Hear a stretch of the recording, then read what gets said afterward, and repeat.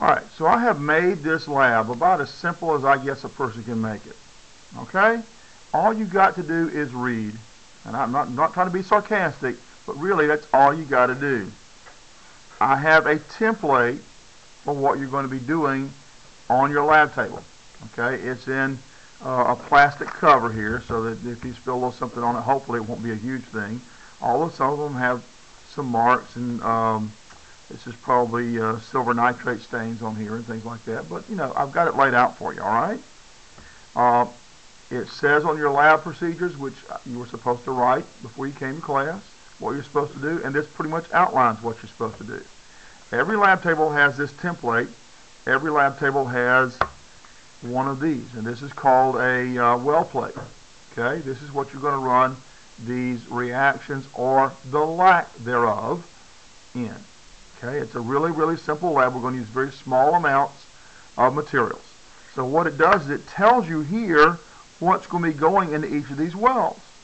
So in this well right here, and that means just a little opening right here in this device. Okay, it's just a plastic dish that has a bunch of little tiny holes in it. All right, about I don't know, a couple of centimeters across. And it tells you in this first one you're going to put zinc metal and zinc nitrate solution. It also tells you that every one of these circles here representing these wells is going to have this zinc nitrate solution. AQ means it's an aqueous solution. That means it's dissolved in water. So zinc nitrate goes in all of these wells, and zinc metal goes in all of these wells except the very last one. Okay? So it tells you what you're going to be putting in here. Now, I wouldn't suggest you use this side of the template because it's a little bit hard to see with all that writing at the bottom. But I wrote this out for you so you can at least tell what you're supposed to do. If you flip it over, there's a blank side. It still has zinc, silver, copper, magnesium here. Tells you what goes in these wells, and it still tells you what kind of solution goes in all of these wells. Okay? But it's a little bit easier to see what's going on. All right? By laying it out this way. Now, if you don't have enough of the metal samples, you need to make sure you ask me. Okay? Now, right now, you have, as far as the magnesium is concerned, and magnesium is going to go in these 1, 2, 3, 4, 5 wells here. You need to make sure these are cleaned out. If your well plates aren't clean, you're not going to be able to see a reaction if there is one. Okay? So, this magnesium, if you look really closely at it, doesn't show up really great on the camera. It looks kind of almost white on the outside, and it needs to be nice and shiny before you use it. So everybody has some of this, and you might call that sandpaper, but it's actually called emery cloth. And you want to make sure your metals are clean on the outside, really good and clean on the outside, so that you get, if there is going to be a reaction, you can see it very well. Okay? Alright, so once we got it nice and shiny there, and you can do both sides if you want to, but you really only need one side, then you're going to have little tiny pieces. You don't need a lot. Little tiny pieces like this is all you need. Okay? And it's so small I dropped it. So every lab table in your lab drawers will have tweezers called forceps.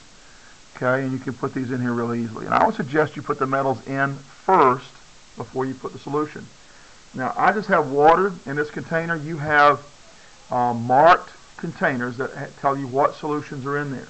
And all you need is enough of this solution to cover the top of that piece of metal. That's all you got to do. You don't need to fill up the whole well, just enough to cover it. And then you're going to observe. It's that simple.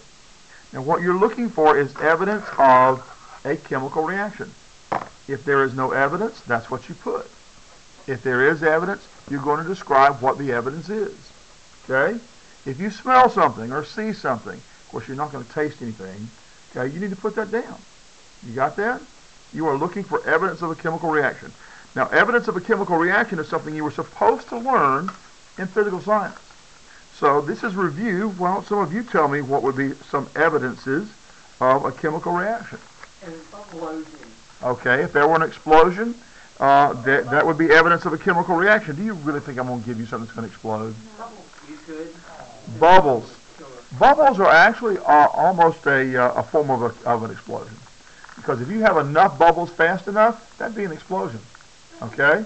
So, in fact, most explosions are actually the production, a very high rate production of gas. Okay? Well, bubbles are just a slow rate production of gas. Okay? Change in color. Change in color might be an indication of a chemical reaction. Sometimes it isn't. Okay? But at least it is evidence of, even though it may not actually be a chemical reaction. Yep. Change in temperature might be evidence of a chemical reaction.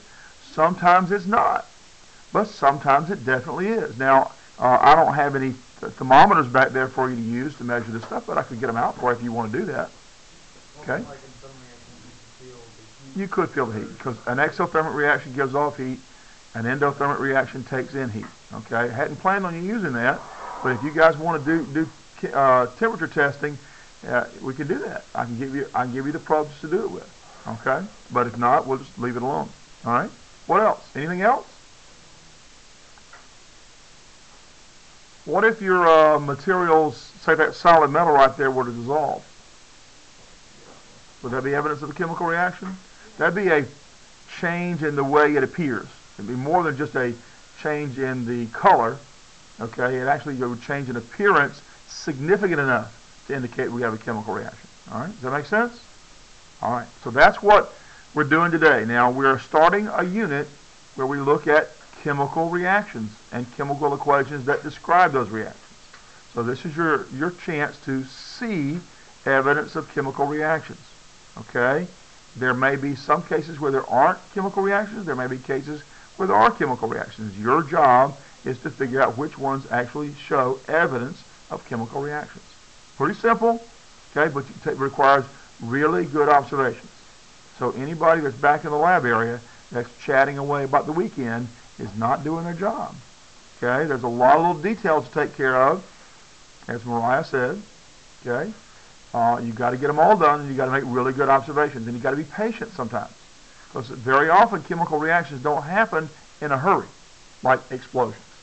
Okay, we're not going to have any fires or any explosions, so you need to be patient. All right, now you can run more than one reaction at a time, but you need to make sure everybody's paying attention all the time. Does that make sense? Any questions? All right.